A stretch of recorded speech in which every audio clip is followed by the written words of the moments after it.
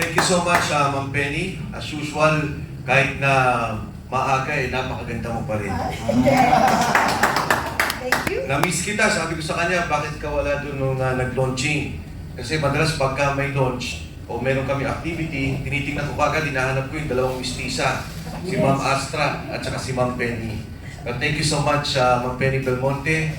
Mahabang panahon ho na hindi nagkatabi ang isang defensor at isang Belmonte. Nagsimula kami sa Kongreso, si Sally Belmonte, at ngayon katabi ko naman, mas bata, mas maganda, si Penny Belmonte. Of course, kasama po natin, Attorney Contacto. Maraming salamat po, Attorney, for also having us here. Dr. Tumata, kasama namin yung launching ng Rage, and madalas ko rin po napapanood, sabi ko sa kanya. Actually, ang lead convener po talaga ay si Mayor Baste Duterte, si Bastian Baste Duterte. Ako lang po ang isa sa mga co-convener as the Secretary General of the Reform PH Party. Ang aming pong chairman ay si Gringo Hunasan. And kami po ni Senator Gringo nag-usap, nagkataon lang po hindi siya makapunta nung sa panahon na ng launching, pero siya po ay 100% support dito sa ating binubuo na koalisyon with PDP Laban. And syempre po, kasama rin din po dyan ang Partido Reforma ni Speaker Bebot Alvarez. Kami po ay nagkaroon ng pag-uusap, nagpunta po kami ng Davao at nagkaupo kami ni Mayor Baste Duterte. Ang binabanggit ni Ma'am Penny, 750 sa ngayon po ang parallel organization sa pagkakalam namin. At lahat po yan, sa katotohanan, noon pa, kasama na ng Pangulong Duterte. Matanda, yung Pangulong Duterte na presidente pa lamang. Nung una siyang tumakbo, wala siyang mga kasamang politiko, mangilan-ngilan, wala talagang tumaya sa kanya, kundi ang taong bayan. Nagbuo sila ng mga organisasyon, ng samahan, at kumilos para mailuklok ang Pangulong Duterte. Nung tumakbo si VP Inday Sara, and I guess yung unit team, nagsama-sama noon, kasama rin po ako doon, andun pa rin doon yung mga organisasyon na yun. Nung pag-uusap po namin ni Mayor Baste, ang sinabi ko sa kanya, Mayor, kailangan talaga namin ng isang leader. Kailangan may tumayo sa amin. At walang ibang pwedeng tumayo kung hindi ang isang Duterte. Sa ngayon po, ang ating Vice President ay dumadaan sa impeachment hearing. Marami po siyang binibigay na panahon para dito. At syempre, maraming mga bagay na dahil siya naman yung kanilang tinutugis o siya yung tinatarget doon sa impeachment trial, na hindi naman niya kayang kumilos o magsalita basta-basta. At minabuti po naman, iningi namin ang liderato ni Mayor Baste Duterte na hindi na Davao ang may kailangan sa'yo, hindi lang Davao, hindi lamang Mindanao. Kailangan ka na ng buong Pilipinas. Kailangan ka na ng sabayan ng Pilipino. Nagulat to ako dahil sa aming pag-usap, hindi naman nagkaroon ng dalawang salita si Mayor Baste Duterte. Tinanong lang niya, ano yung tingin mo dapat nating direksyon? Ayun o, nag-uusap kami, pinagit namin sa kanya, una at higit sa lahat, yung korupsyon. Hanggang ngayon walang nare-resolve eh. Sabi nila, Pasko may makukulong. Dumaan na Pasko. Dumaan na bagong taon. Nag-Valentine's na nga. Pasko ng paggamit. Nagkaroon ng Holy Week. Namatay na si Kristo. Nabuhay. Wala pa rin nakukulong hanggang sa ngayon. Nung lumabas po yung kaso nila, sabi nila, magkakakaso si Senator Chis Escudero at si Speaker Martin Romualdez. Sabi ko magandang development niyan. Pero gusto ko makita kung ano yung kaso. Sa ngayon po, hindi ko pa nakikita yung i-deny nila, pero ang naririnig ko ay dahil daw po dun sa pagkakaroon nila ng partisipasyon sa pag-aproba ng budget. Ay sabi ko, malayo yan. Bakit naging speaker ka lang o Senate President? Bigla ka na rin nadamay dun sa nakawan. Ang importante sa kaso, si Sergeant Cotesa. Ang importante sa kaso, yung 18 sundalo. Ang sabi ninyo, si Saldico ang mastermind. Si Saldico ang magnanakaw. Itong mga tao ni Saldico ang nagsasabi, kanino dinala yung pera? Saan dinala yung pera? May delivery sa Makati, sa Forbes, sa Aguado, sa Ilocos. Ito na yung mga taong to eh. Bakit hindi yun ang gamitin nila kung totoo at talagang nais nila magkaroon ng linaw ang kaso dito sa korupsyon? Pangalawa, narinig niyo naman Senator Ping Lacson, sabi niya mismo sa kanyang pananalita sa Senado, in a privileged speech, he mentioned that the statement of Saldico is untrue. Sabi niya, ang katotohanan, it was Yusek Bernardo who gave the money to Trigib Ulaybar and to Adrian Bersamin, both undersecretaries. One is USEC for Education, and the other one is USEC under the Office of the President. Ano na nangyari doon? Pinatawag ba? Nagkaroon ba ng linaw? Nanggaling na sa kanila yun. And no less than the Executive Secretary and the Secretary of Budget, Secretary Pangandaman, and Executive Secretary Lucas Bersamin resigned right after that. Nag-resign nga eh. Diba? Pagkatapos ni Saldico, pagkatapos magsalita ni Senator Ping, nagkatanggalan sa posisyon sa Malacanang. Anyway, pangalawa namin pinag-usapan ni Mayor Basti Duterte, sabi namin, Mayor, alam niyo, ang dami ng kaso ng mga kasama. Lahat kinakasuhan, kaliwan kanan. Ako siguro, kaso ko na, 3, 4, meron na. Yung pong dalawang negosyo kung kahit pa paano, meron po akong pinagtutuan ng negosyo, parehong isinara. Parehong isinara. Nang walang patayan.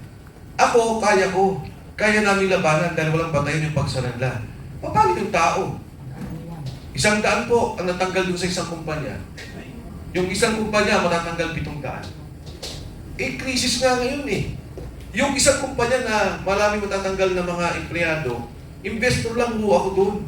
Nagkataon lang, inihalal akong presidente as one of the minority investors. Ngayon, damay na din.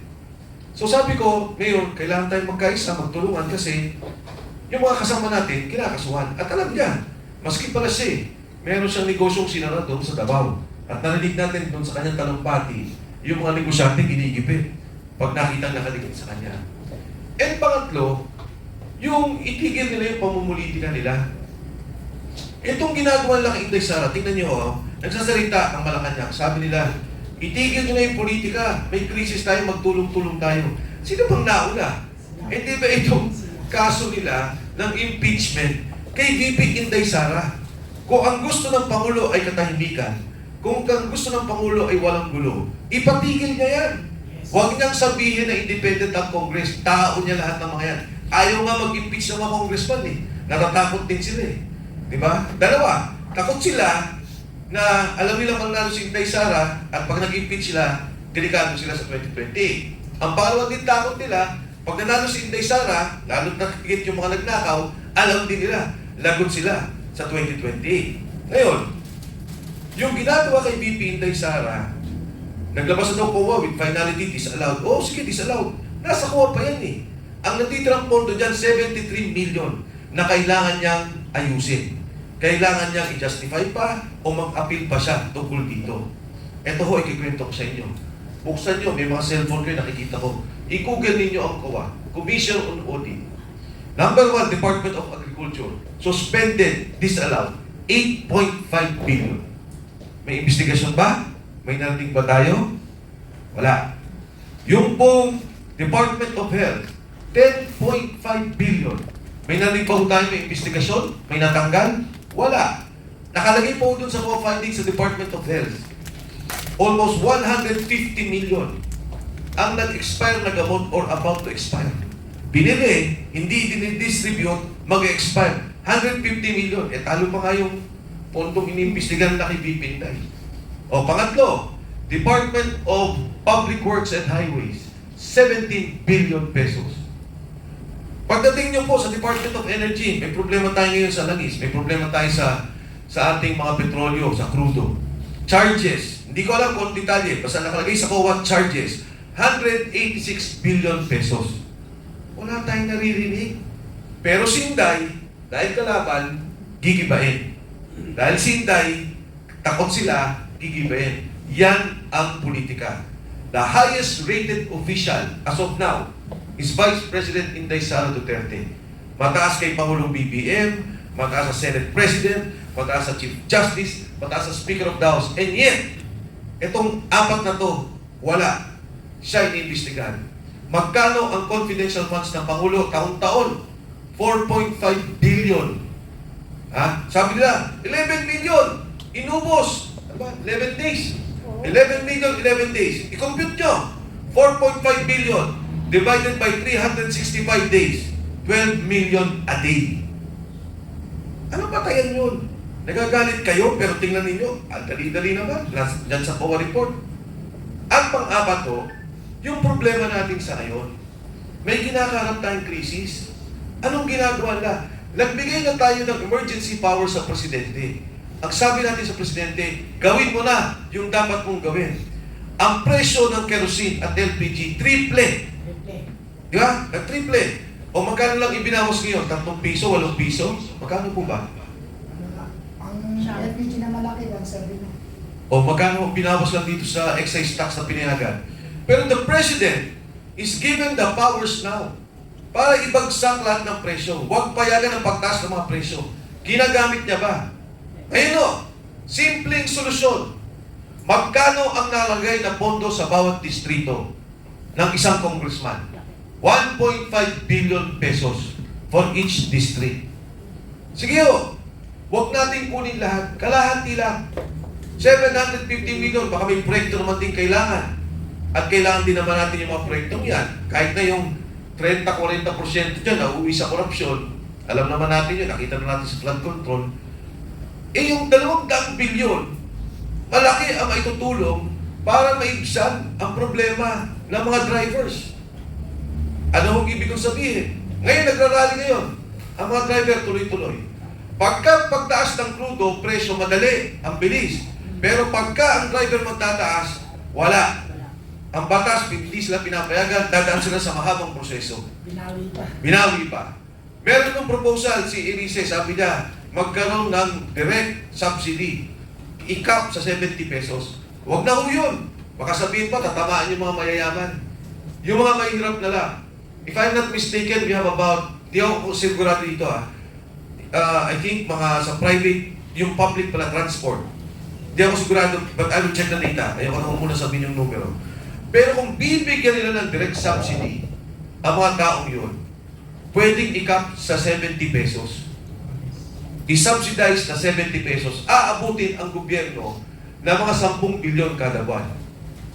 Kung kukunin mo ang kalahati ng ibinigay mo sa mga congressman na 400 bilyon, 200 bilyon, at least meron kang 20 months, 20 buwan na masasubsidize mo ang ating mga pasahero, ang ating mga driver, at ang presyo ng bilihin hindi tataas.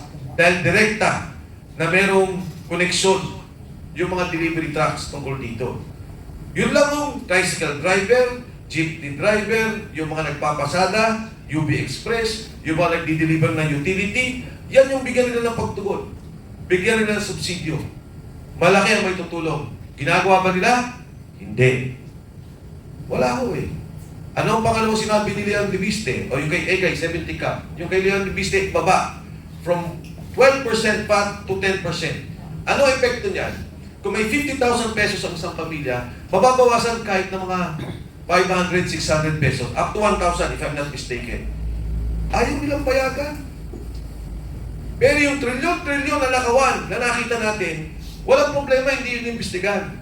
Itong maliit na problema na direktang makakatulong sa tao, kahit namungutang ang gobyerno, nangutang nga sila eh. Kinuha nga nila yung PhilHealth, PDIC, nangutang sila para sa flood control. Ito, direktang serbisyo sa tao para maibsan ng gutom, maibsan ng kahirapan. Hindi nila magawa. Kaya ito po yung pinagalaban ng Rage Coalition. At nandiyan po si Mayor Baste Duterte na tumatayo para sa amin. Leader namin lahat, tagapangulo ng PDP at tagapangulo ng Rage Coalition. Lalaban po kami, hindi kami mananahimik, tuloy-tuloy kami sa bawat kanto, sa bawat barangay, sa bawat komunidad, sa kalsada, para ilabas ang hinaing ng taong bayan. And fair warning to Senate and Congress, kahit anong gawin yung pagbababoy sa politika, kahit matanggal nyo si Inday Sara Duterte, lalabanan namin yan. Lahat ng puwersa gagamitin namin. Pero kahit na gawin nyo yan, may panlaban pa rin kaming Baste Duterte. Yes! Hindi po dahil ang Baste Duterte ay isang tao, isang mayor ng Davao na kumakatawan lamang sa apelyido na Duterte. Kung hindi kumakatawan sa isang prinsipyo ng maayos na gobyerno. Kumakatawan sa isang prinsipyo na unahin ang taong bayan. Kumakatawan sa isang prinsipyo na itigil ang korupsyon at itigil ang pagkalat ng droga.